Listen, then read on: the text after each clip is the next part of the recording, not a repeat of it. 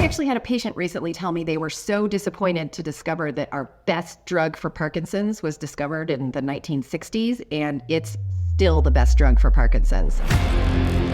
Might be surprising, but exercise is the treatment with the most evidence to suggest it will slow down the disease.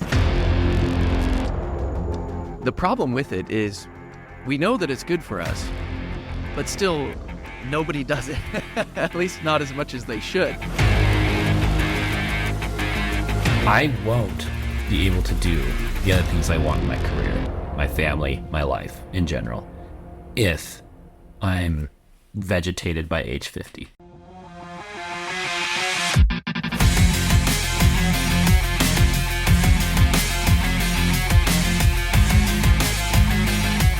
I am joined, as always, by Dr. David Hedges, and today we have special guest Dr. Kathleen McKee, who is not only an MD but has a master's in public health from Harvard University and is on the cutting edge of neuroscience research, as Dr. McKee works as the medical director of neuroscience research at Intermountain Health. So today we're going to be talking about Parkinson's. For those who don't know, and I might be one of these people, what even is Parkinson's, if you had to describe it to someone who doesn't know much about it? Yeah, so Parkinson's is a neurodegenerative disease caused by death of dopamine neurons in the brain. Probably most people are familiar with the motor symptoms it produces, so tremor, slowness, stiffness, but it actually affects every organ system in the body, and people with Parkinson's can also have changes in mood, sleep, their GI tract, their autonomic system, blood pressure, urinary system. So that's Parkinson's in a nutshell.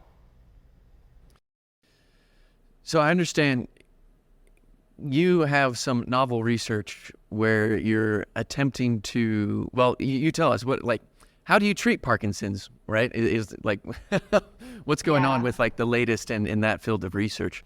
Yeah, so I actually had a patient recently tell me they were so disappointed to discover that our best drug for Parkinson's was discovered in the 1960s, and it's still the best drug for Parkinson's. And so that drug is levodopa. It's the precursor to dopamine. And in Parkinson's, people don't make enough dopamine because they've lost those neurons.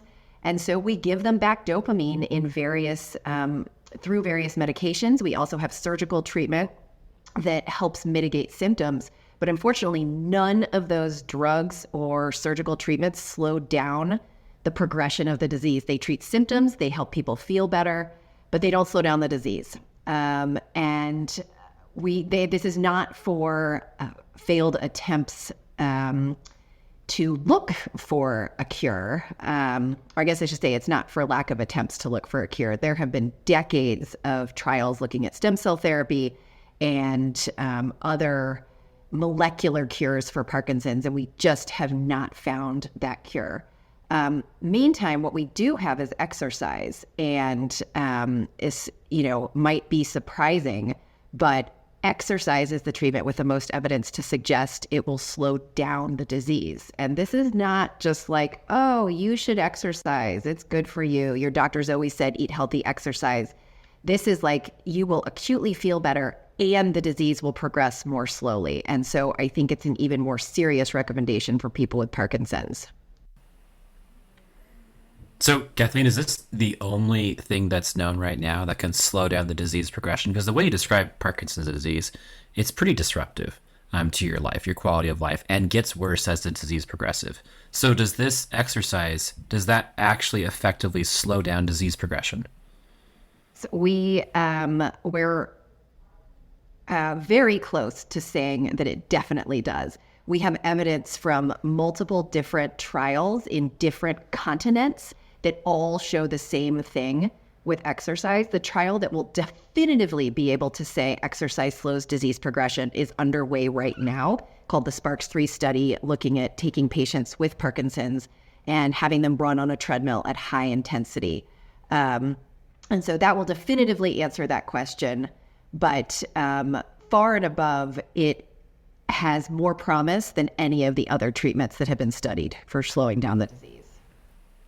What does this mean? So, like, as we talk about, chronic disease, Parkinson's is one of those, as being one of the principal drivers of costs of medical services in the United States. But yet you're saying that, exercise can be an effective treatment. So what does that mean for the overall cost? I mean, we see, cost of treatment usually comes down to a lot of very expensive therapies, surgical therapies, or potentially, a lot of pharmaceutical or drug therapies, driving costs to the roof. What does that mean here? What you're saying is exercise can be prescribed to patients for an intervention that can delay disease progression.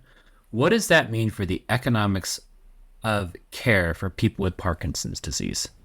Yeah, that is a great question. So Parkinson's disease kind of left to its own devices. Someone who doesn't exercise, maybe takes medication, goes to physical therapy once they're injured. Unfortunately, they will experience increasing disability and will end up in the hospital with pneumonia from aspiration, hip fractures from falling, and will have probably a not great last 15 to 20 years of their life, all of which is also very costly.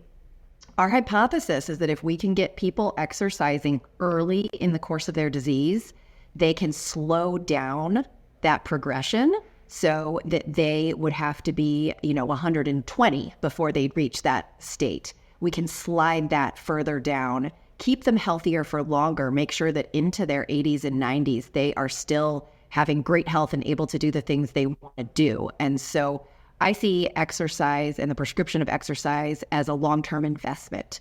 Acutely, it's probably going to cost a little bit more, not exorbitantly more, but a little bit more to implement this exercise because it's hard. It's hard to get people with Parkinson's who might not have an exercise background exercising at 80 to 85% of their heart rate max. That's going to take some money and infrastructure. But the long-term cost savings are huge. If we are keeping those people out of the hospital and alive and healthy longer, they will cost far less in the long run. So this idea of exercise as an intervention, almost like a prescription, it's like the drug, right, is the exercise. Like, there's no secret that exercise is good for you, right? Like, it solves a lot of problems, apparently, right? It can help you avoid obesity, for example. And from what I've seen in the research that I've done, the problem with it is we know that it's good for us, but still nobody does it, at least not as much as they should. So is this going to fall victim to that? Like, are people like, okay, it can help my Parkinson's, but they just fail to develop a habit for whatever reason, and so the actual in-practice effect is pretty minimal? Or what are your thoughts on that? Yeah, I worry about it. But in my clinical experience, I think we have sort of this secret weapon. Our patients are amazing. They're generally highly motivated, and there's this extra benefit they get from exercise that keeps them coming back to stay adherent to their prescription. And that is, not only does exercise slow down the disease over the long term, but it provides immediate symptomatic benefit. And this has been published in the literature. And then you just seen it in my patients. They will tell you, I go into my spin class, kind of walking with a cane, tremoring, really having trouble with dexterity, buttoning my shirt. I do my hour-long spin class, high cadence, high intensity. My tremor subsides, my dexterity improves. There have even been studies showing that a single dose of high-intensity exercise mimics the same degree of benefit as a dose of carbidopa-levodopa. That's the medicine we give to replace dopamine. And so the exercise acts as a very powerful acute drug as well. And so that's where I think, obviously there's a huge literature on behavioral change and adherence to exercise. I think we might stand a chance of getting cohorts of Parkinson's patients to adhere to exercise for the long term because of this immediate benefit. Yeah, I think that holds a lot of water, honestly. Have you seen that with the people you're working with, that they stick to it fairly easily then?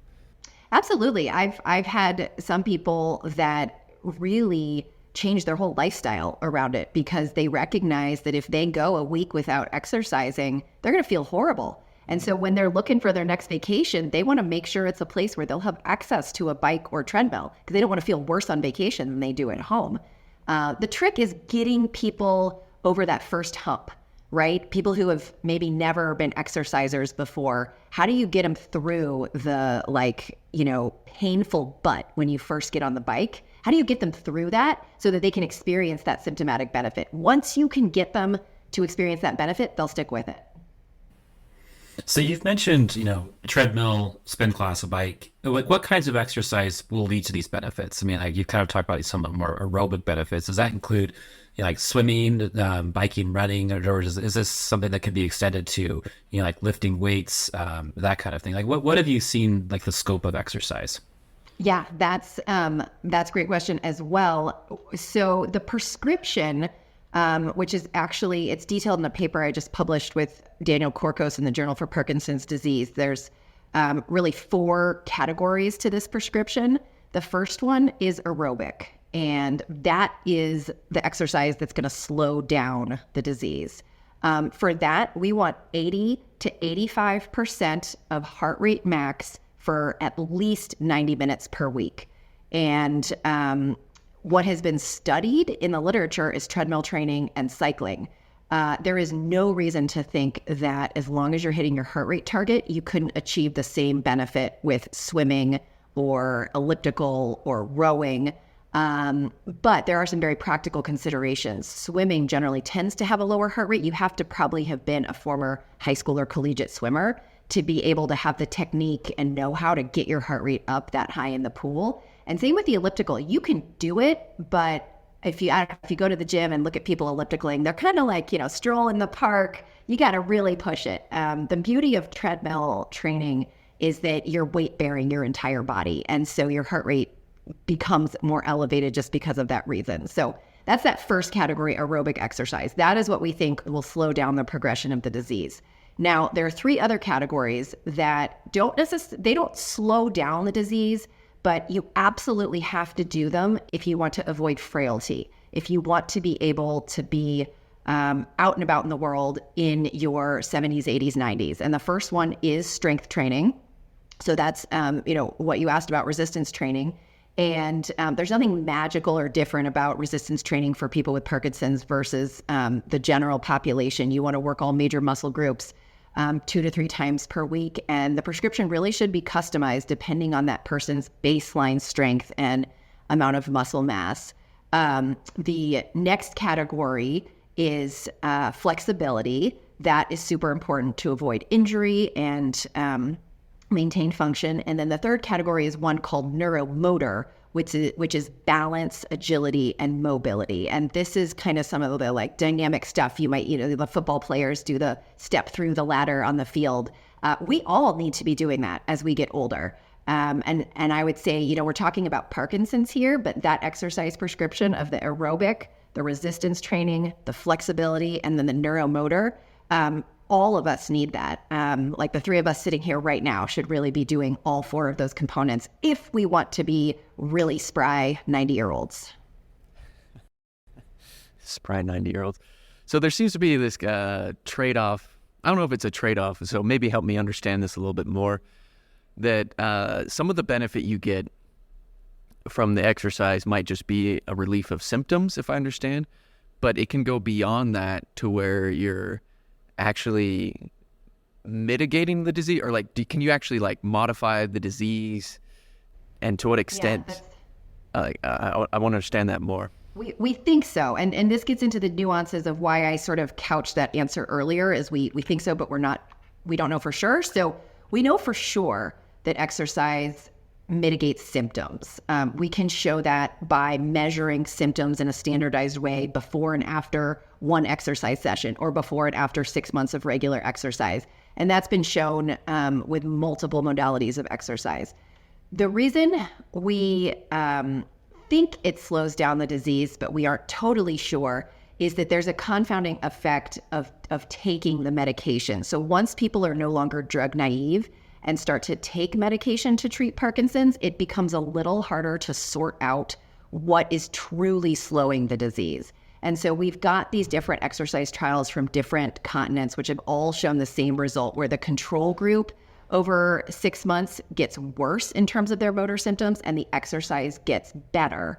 What we really need to truly answer this question is a group of people who have not been exposed to drugs to treat Parkinson's and have them exercise versus not exercise.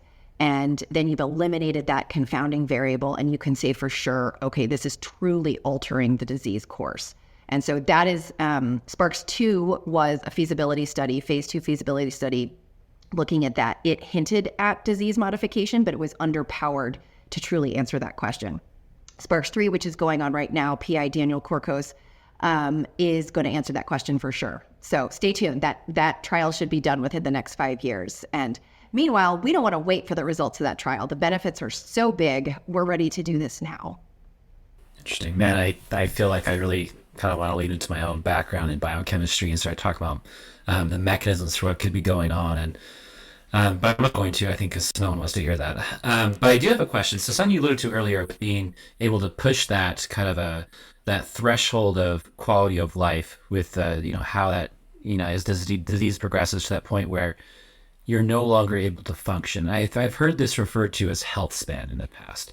And I've heard, previous interactions with you, Kathleen, I think you've talked about the concept of health span.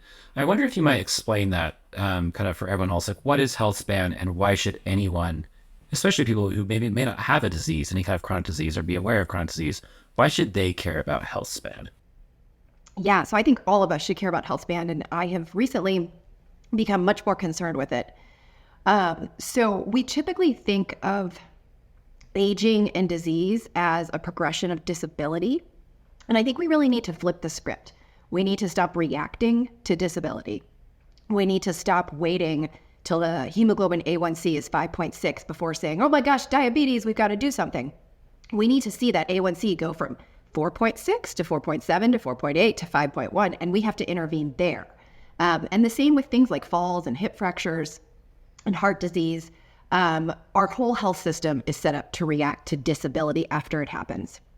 Flipping the script and talking about health span, we want and need to build a health system that keeps people healthy. And so health span can be thought of as the length of time that you are able to live doing the things that you want to do. And it has not been objectively defined. There has been a call in the literature for someone to come up with like a health span index where you could more objectively define it, which I think would be great. But for now, it's this concept of the length of time you live being able to do the stuff you want to do. And the only way we're going to prolong health span is to do that preventative medicine.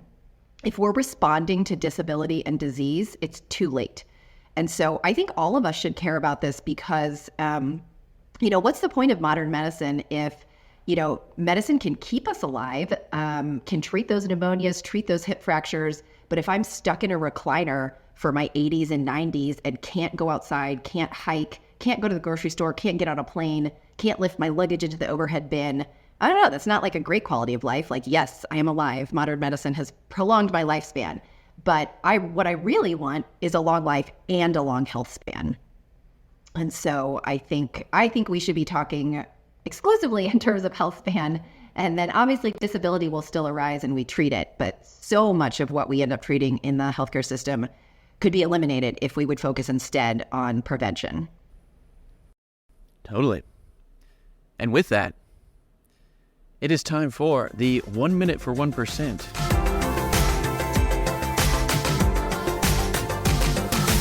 All right. Thank you, Rylan. So today's 1 minute for 1% is from Warren Buffett. There's an anecdote that Warren Buffett's private pilot asked him, gosh, you're really successful. How do you figure out what to prioritize? And Warren Buffett said, make a list of 25 things you want to do in your whole life. Rank it from most important to least important, and then step back, look at it. You can only do the top 5. You are kidding yourself if you think you can do all 25. And the hardest challenge in your life is going to be to not do the bottom 20, because obviously they're interesting enough to have made it onto your list.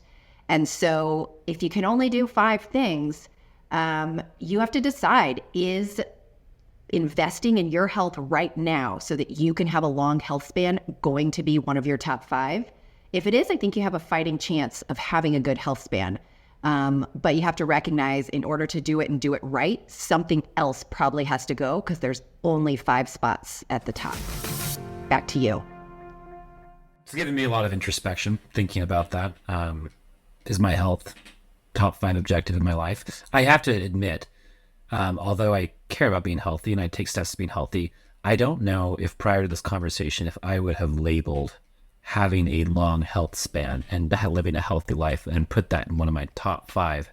However, in thinking while you were talking, it probably has to be, because to accomplish some of the other things that I would say are top objectives, I need to have that health and health span with me.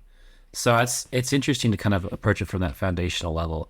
And realistically, that's probably going to require a lifestyle shift from me. I spend way too much time sitting in front of a computer screen working. I probably need to figure out how to better regulate my life and better reflect that as a top goal, because you're absolutely right. I won't be able to do the other things I want in my career, my family, my life in general, if I'm vegetated by age 50. I really need to, it's something to think about. It's interesting.